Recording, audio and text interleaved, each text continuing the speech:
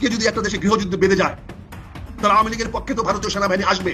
আজকে যদি ভারত যদি আওয়ামী লীগের পক্ষে আক্রমণ করে, আজকে 32 নম্বরকে রক্ষা করার জন্য যদি ভারতের আর্মি যদি বাংলাদেশে আসে শেখ হাসিনার নেতৃত্বে, তখন আপনি তাদেরকে ঠেকাবেন কি দিয়ে? চুপ্পুর কাছে যে শপথ নিতে কোনো সমস্যা নাই, কিন্তু চুপ্পুর ছবি রাখতে আবার সমস্যা আছে। ভাই উনি চুপ্পু না কে এটা ইম্পর্টেন্ট, ইম্পর্টেন্ট তাকে তো রাষ্ট্রপতি মেনেছেন। এবং মাথায় রাখবেন এই উপদেষ্টাদের কিন্তু রাষ্ট্রপতি নিয়োগ দিয়েছেন। ওটা পড়ে দেখেন কি লেখছে, উপদেষ্টা কিন্তু অটোমেটিক হয় নাই, এই দেশ চালাচ্ছে রাষ্ট্রপতি। আসলে রাষ্ট্রপতিকে উপদেশ দেওয়ার জন্য উপদেষ্টা নিয়োগ করা হয়েছে। এটা হলো কি আপনার লিখিত ভাষণ এটা, এবং ওনার শপথ দেওয়ার সময় ওটাই বলেছেন। তো আমি পোলায় যদি আপনি না মানবে, সমস্যাটা কি? আশেপাশের লোকজন বলবে এই যে এই পোলাতে এরকম। এখন আপনি তাকে সরাই দেন, তার কাছে শপথ দিতেন না, বলতেন যে আমরা আপনি সংবিধান মানতেন না, সংবিধান স্থগিত করতেন, সংবিধান বাতিল রাখতেন, অনেক কিছু করতে পারতেন, কিন্তু ওইটাও করেন না। কি কারণে করেন না? আপনাদের মধ্যে একটা ভয় কাজ করে যে পরবর্তী সময়ে যদি কখনো আমাদের আদালতের আইনের সম্মুখীন, আপনি দেখবেন জুলাইয়ের যে ঘোষণাপত্র, ওখানে কিন্তু লেখা আছে যে সাংবিধানিক প্রক্রিয়ায় সরকার গঠিত হয়েছে। যে সরকার গঠিত হয়েছে সাংবিধানিক প্রক্রিয়ায়, সে সরকার আবার সংবিধান মানে না কেন? এই প্রশ্ন উঠবে এক সময়।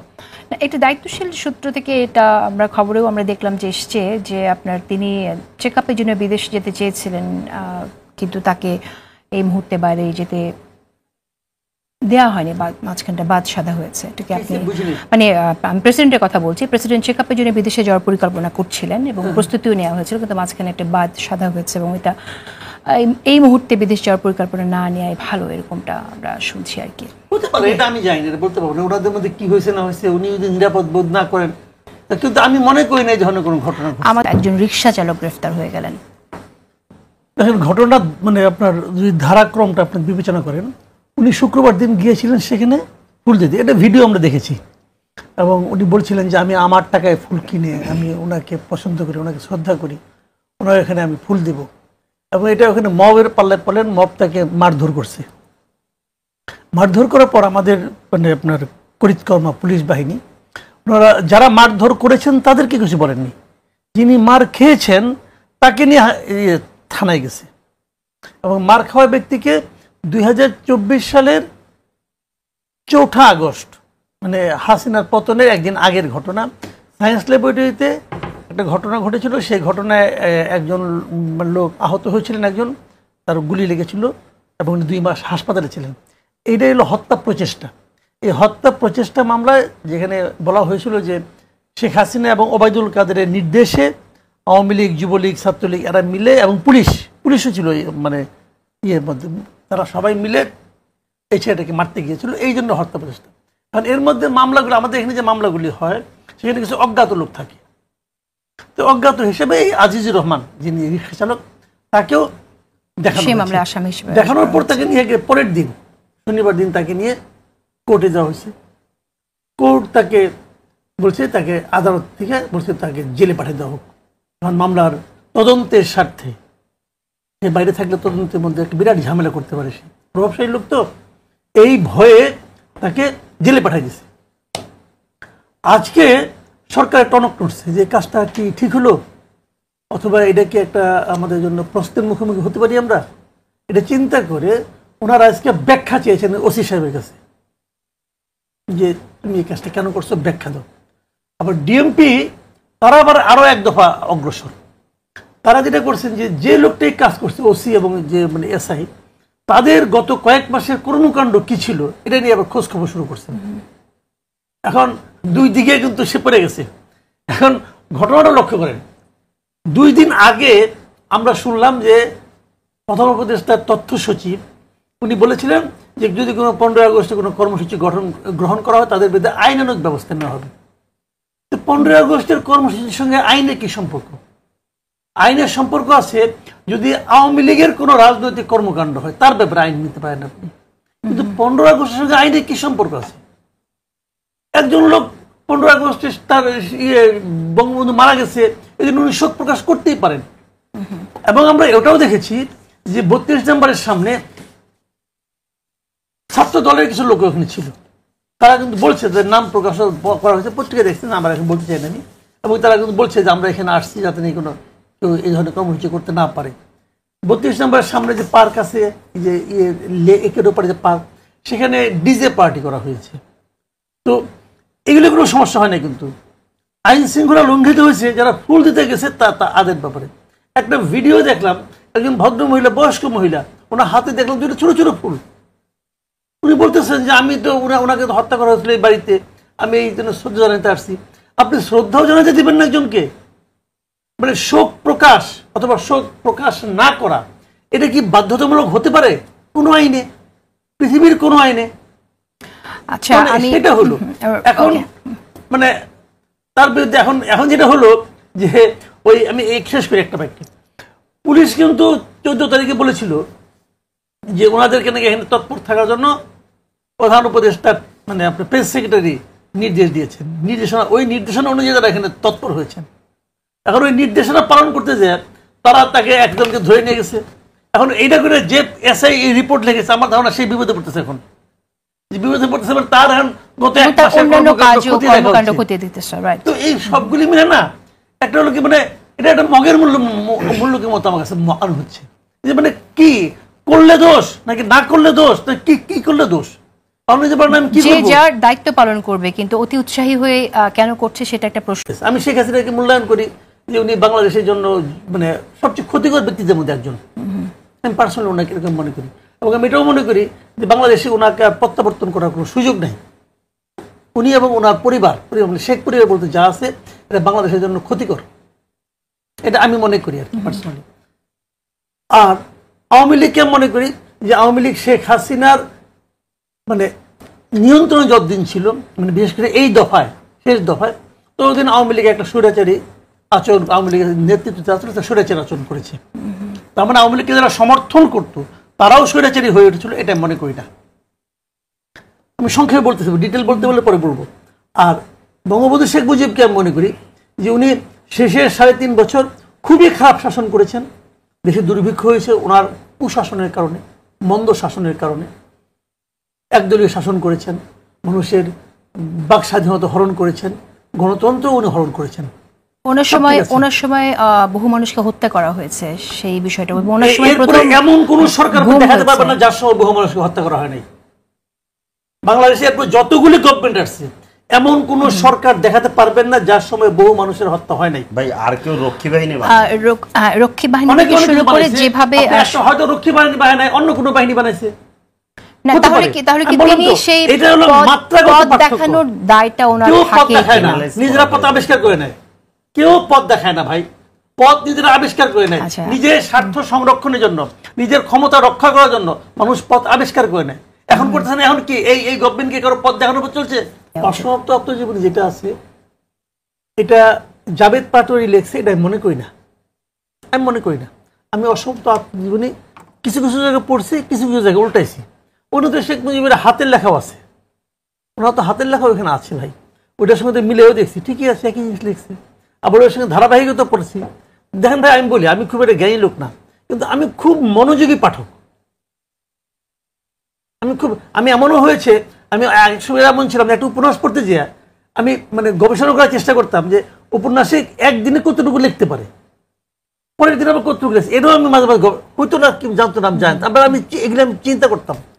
তো আমার কাছে মনে হয় নাই জাভেদ পাটোয়ারি এই বই লিখছে যেগুলি এখন বলা হচ্ছে। দেখেন বঙ্গবন্ধুর আরেকটা লেখা আছে, যেটা নাকি হাক্কানি পাবলিশার্স বাই করছিল, আপনার খেয়াল আছে কিনা জানি না, সিক্রেট ডকুমেন্টস। একজন প্রকাশক আজকে আমাকে জানাইছে যে এইখানে তারা এই যে আপনার ডিবি থেকে যে এই গোয়েন্দা ব্যক্তিদের নেওয়া হচ্ছে, এটা আসলে সিক্রেট ডকুমেন্টস গুলো, এটা এই বইয়ের ব্যাপারটা না। সিক্রেট ডকুমেন্টস হাক্কানি পাবলিশার্স মালিক বাই করতে পাবেন না, খুঁজে পাবেন না। এই জন্যই তাকে যে একটা মব গেছিল না, তাকে গ্রেফতার করতে হবে, হাক্কানি পাবলিশার্স মালিককে গ্রেফতার করতেই হবে, নাহলে হবে না, যাকে পরে সারাই আনা নিয়ে নানা রকম স্ক্যান্ডাল হলো। তো ওনারা বাই করেছিল সিক্রেট ডকুমেন্টস, পারলে একটা সিক্রেট ডকুমেন্টসের কপি সংগ্রহ করে নিয়ে আসেন, ওটা প্রিন্টও হয়েছিল, এখন বাজারে পাওয়া যায় না, আমি আজকেও খুঁজছি পাইনি। তো যে বইটার কথা বলা হচ্ছে না, এটা সম্ভবত আমি জানি না, কিন্তু আমাকে একজন প্রকাশকই বলছে, দায়িত্ব নিয়ে বলছে ভাই এটা তো আমরা জানি, ওটা তো সিক্রেট ডকুমেন্টসের ডকুমেন্ট ওখানে ছিল। তো এখন জাভেদ পাটোয়ারি বঙ্গবন্ধুর বই লিখে দিচ্ছে, আমি জানি না লিখছে কি না লিখছে, আমি তো ওখানে ছিলাম না, যখন কন্ট্যাক্ট করে তখনও তো আমি ছিলাম না। তবে যে সমস্ত গল্প এর সঙ্গে আমি দেখতে পাচ্ছি যে একটা বইয়ের জন্য 124 জন না 23 জনকে 1 কোটি করে টাকা দিচ্ছে, অমুক করে, এত লোক লাগে না, আমরা যেতাম লিখে দিতাম। এগুলো কোনো বিষয় হলো নাকি রে ভাই? এটা তো কোনো বিষয় না। কারণ এরকম ঘোষ রাইটার সারা দুনিয়াতে অনেক আছে। ক্লিনটন ক্ষমতা থেকে বের হওয়ার পর বই বেড়ে যায়। আওয়ামী লীগের কাছে তো হাজার হাজার কোটি টাকা ছিল, এটা 1 কোটি টাকা 2 কোটি টাকা ব্যাপার না। 124 জন মিলে বই লেখা সম্ভব না ভাই। বই লিখতে আমার একটা ঘটনা বলি, আমার একজন বই রাখ দিছে, ওই কি ভাই এটা আমি লিখছি, এটা আপনাকে ঠিকঠাক করে দেন। আমি ঠিক করতে পারবো না, বইটা আমার দেন, আমি পড়া আবার নতুন করে লিখি না। 124 কোটি টাকা কোনো ব্যাপার না।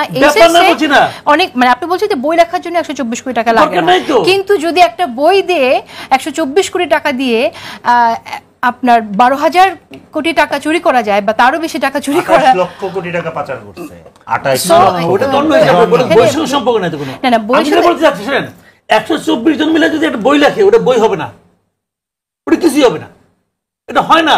বইয়ের একটা ধারাবাহিকতা থাকবে না, ভাষার একটা ধারাবাহিকতা থাকবে না। এর মধ্যে 124 জন মিলে কি করবো? ওদের ইনপুটটা কি বোঝান তো আপনি আমারে। না এটা আসলে এটা শুধু 124 জন লিখেছে কিনা এটা তো আলোচনা, এটা গোয়েন্দা কার্যক্রম শুরু হয়েছে, আমরা এটা জানবো। হ্যাঁ, তার লেখা একটা বই আছে, বইটা আপনি বাজারে পাওয়া যায়, পড়েন, গবেষণা করেন। একজন লোক একটা রিপোর্ট করলো, আর সেই রিপোর্টটা সোর্স করা গোয়েন্দা সংস্থা। এই গোয়েন্দা সংস্থা কার? এই সরকারের। এই সরকারকে বঙ্গবন্ধুকে মহান করে দেখাতে চায় না। ওকে, তার মানে তাহলে আপনি বলছেন যে এই সরকার শেখ মুজিবুর রহমানের ইমেজকে ধূলিসাৎ করার জন্য এ ধরনের আবার শোনা যায় যে শেখ মুজিবুর রহমানকে সামনে রেখে আবার আওয়ামী লীগের পুনর্বাসন হচ্ছে, এরকম অভিযোগও আছে এবং অনেকে বলছেন এটা। আপনি যদি 2 লাইনে কিছু বলেন। আমি একটা কথা বলি, ইতিহাস বলে না, ইতিহাস হলো একটা পুকুরের মতো। যখন আপনি পুকুর খনন করবেন তখন কিন্তু ওখানে আপনি পরিষ্কার পাবেন না। এই পুকুরটাকে থিতাতে দিতে হবে, থেতানোর পর 1 মাস 2 মাস পরে ওই পানিটাতে গোসল করা যাবে, খাওয়া যাবে হয়তো বা। এই হলো পুকুর। ইতিহাস হলো ওই জিনিস। শেখ হাসিনা যখন নাকি তার বাবার ইতিহাস লেখে, ওটা ইতিহাস হয় না, ওটা অন্য কিছু হয়। আবার জিয়া রহমানের, আমরা আগামী যে বিএনপি আসে ক্ষমতা, তারা যখন জিয়া রহমানের ইতিহাস লিখবো, ওটাও ইতিহাস হবে না। আজকে থেকে 20 বছর 30 বছর পরে যখন নাকি আওয়ামী লীগও নাই, জিয়া রহমানও নাই, অন্য কেউ নাই, তখন যে ইতিহাসটা হবে, আমরা একটু অন্য আলোচনায় যাব। সংক্ষেপে যদি রেজাউল করিম রানী আপনি একটু বলেন। দেখেন, আওয়ামী লীগ এবং মিথ্যা সমর্থক যখন একের পর এক বই বের হওয়া শুরু হইল, তখনই আমি সন্দেহ পোষণ করছি যে একটা লোক মরার পরে এত বই কেমনে লেখে। শেখ মুজিবুর রহমান একমাত্র মৃত ব্যক্তি যিনি সবচেয়ে বেশি বই লিখেছেন মরার পরে। কোনো মৃত ব্যক্তি 3টি এরকম বই লেখার যোগ্যতা অর্জন করতে পারেনি, এটা শেখ মুজিবুর রহমান অর্জন করেছে। তো ফলে একটা আওয়ামী লীগ একটা ব্যাপার ঘটাবে, বিশাল একটা ইন্ডাস্ট্রি গড়ে উঠবে এবং এর মধ্যে একটা মিথ্যা থাকবে না, এটা হইতেই পারে না। এটা আওয়ামী লীগের ঐতিহ্যের সাথেই যাবে না, অসম্ভব। ফলে এবং আমি শেখ মুজিবুর রহমানের কোনো লেখা, কোনো বই, কোনো কিছু কখনো পড়ি নাই। হ্যাঁ, কখনো পড়ি না, কারণ আমার বিশ্বাস হয়নি। এটা 124 জন লিখছে এটা আমি বলতেছি না, এটা অসম্ভব, অ্যাবসার্ড। 124 জন না, অনেক লোক হয়তো কাজ করছে, করছে। এটা একটা গ্রুপ, ডেফিনেটলি এটা আপনার এটা প্রজেক্টেড, এই জিনিসগুলো প্রজেক্টেড। হ্যাঁ, আমার দেখা নয়াচিন ডায়েরি, তারপর হইলো যে এগুলো কারণ হইলো আওয়ামী লীগ তো এর আগেও ক্ষমতায় ছিল, 93 সালে ছিল। 93 সালে এগুলো বেশি দরকার হয় নাই কেন, তার এতদিন পরে দরকার হয়েছে কেন? দেখেন, believe in wrong thing is more dangerous than believe in nothing. বাংলাদেশে মিথ্যা বিশ্বাস করার পরিণতি কি, এটা আজকে আওয়ামী লীগের নেতাকর্মীরা ভোগ করতেছে। আওয়ামী লীগের নেতাকর্মীরা তো কল্পনাও করে নাই শেখ হাসিনা এভাবে পালায় যাবে তাদের রাইখা। ফলে এই সংগঠনের যারা মুজিব পরিবার, এরা তো তাদের নেতাকর্মীদেরই ভালোবাসে না, নেতাকর্মীদের মৃত্যু মুখে ফালায় আজকে পালাই গেছে। আজকে আওয়ামী লীগের নেতাকর্মীরা দেখেন সারা দেশে কি অবস্থায় আছে তারা, এবং এখানে প্রপার বিচার না হওয়ার কারণে আজকে দেখেন ঝাহরে ধরে হত্যা মামলা, এই যে ত্রুটিপূর্ণ মামলা, এই যে রিক্সাওয়ালাকে ধরার মধ্যে এমন এক আবেগের গল্প আপনি ফেলাবেন, হ্যাঁ, এমন এক স্টোরি লেখা হবে, দেখবেন যে মানুষ হাউমাউ করে কানবে, কিন্তু পরে দেখা যাবে আপনি ভালো করে খুঁজবেন, দেখা যাবে রিক্সাওয়ালা হায়ার করে আনছে। ওকে, আমি আসবো। ফলে এই যে আওয়ামী লীগ এবং মির্জাফর বললে কি আপনার বলতে হয় যে প্রতারক, মিথ্যাবাদী? ফলে আওয়ামী লীগ যখন আপনি উচ্চারণ করবেন, এটার সাথে মিথ্যা শব্দটি উচ্চারণ করা বাহুল্য মাত্র, দরকার নেই বলার। জি, এরপরের প্রশ্ন। ফরিদুল হক, আমি আপনার কাছে আসি।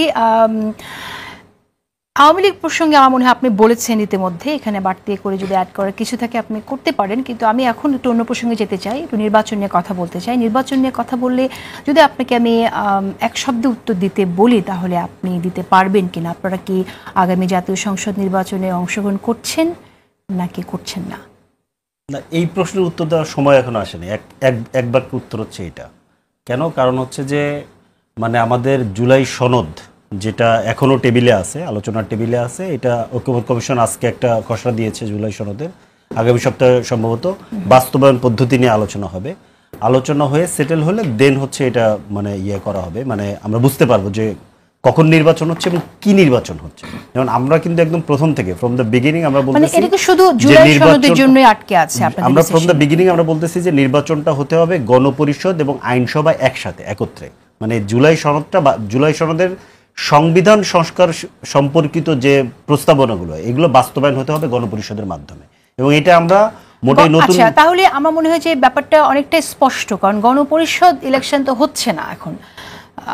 সেই জায়গা থেকে গণপরিষদ ইলেকশন হচ্ছে না, জাতীয় সংসদ নির্বাচন হচ্ছে, এটা এখনো সেটেল হয় নাই। এটা সরকার একটা বলেছে, সরকার একটা মানে বলছে যে একটা ইলেকশন করতে হবে। কি ইলেকশন হবে এটা তো আসলে মানে জুলাই সনদ ফাইনাল হওয়ার পরে আসলে আমরা এটা ডিসাইড করতে পারবো। মাসুদ কামাল, আমি তো জানি যে জাতীয় সংসদ নির্বাচনই হচ্ছে, কিন্তু ফরিদ যেভাবে বলছেন যেটা এখনো সেটেল হয় নাই, দেখেন আমি বলি বিশ্লেষণ কি বলে? জাতীয় সংসদ নির্বাচনের কথা বিএনপি বলেছে এবং এই গভর্নমেন্ট বলেছে এবং এনসিপি যে জিনিসটা বলেছে, এনসিপির যে মূল বক্তব্যটা আমি যেটা বুঝি আর কি, ফরিদুল হক আছেন উনি আমার ভুল হলে ধরে দিন, আমি যেটা বুঝি ওনাদের বক্তব্যটা হলো যেহেতু একটা জুলাই সনদ হয়েছে, এটা তো কিছু সংস্কার প্রক্রিয়া, মানে কিছু সংস্কার প্রস্তাব এখানে আছে। তাদের বক্তব্য হলো এই সংস্কার প্রস্তাবটা যে আপনারা তৈরি করলেন, এর ভবিষ্যৎ কি? এটা কি আগামীতে বাস্তবায়িত হবে? দেশ কি এই সংস্কার প্রস্তাব অনুযায়ী চলবে?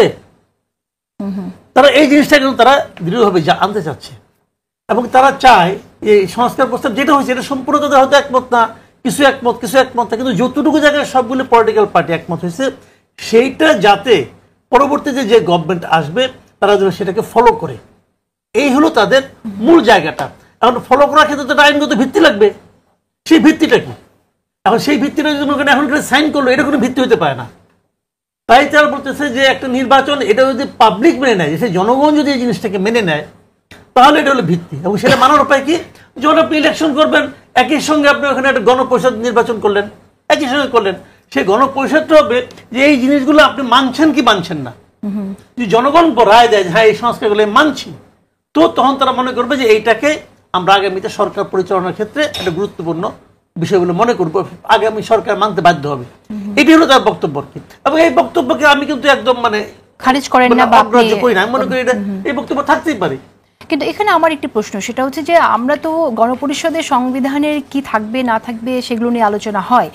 এখন যে আলোচনা হলো আমার কাছে একরকম মনে হয় যে গণপরিষদেই একটা পার্ট আমরা দেখলাম, মানে গণপরিষদের আলোচনাটাই দেখলাম এখানে। হয়তো সংবিধান সম্পূর্ণ নতুন করে লিখতে গেলে আরও সময়ের প্রয়োজন, সেটা হয়তো আরও দীর্ঘায়িত হতো, কিন্তু আমি এটাকে আমার কাছে একটা চমৎকার আয়োজন মনে হয়েছে। বরং ইলেকশন করে গণপরিষদের সেখানে সদস্য সবাই থাকতো কিনা, কি পরিমাণ সদস্য থাকতো, তাদের প্রায়োরিটি কতটুকু থাকতো, সেগুলো কিন্তু প্রশ্ন, মানে এখনো প্রশ্ন আছে। আসবো আমি ফরিদ আপনার কাছে, কিন্তু তার আগে রেজাউল করিম রানী, আমি আপনার মন্তব্য শুনতে চাই। আপনি কি মনে করেন যে এখন আসলে কি হওয়া উচিত? আমরা অভ্যুত্থানটা মনে হয় পুরোপুরি বুঝতে পারতেছি না। অভ্যুত্থান হওয়ার মধ্যে দিয়ে সেকেন্ড রিপাবলিক শুরু হয়ে যায়, কারণ কোনো সংবিধানে নাই প্রধানমন্ত্রী পালাই যাবে, তারপর তো গেছে।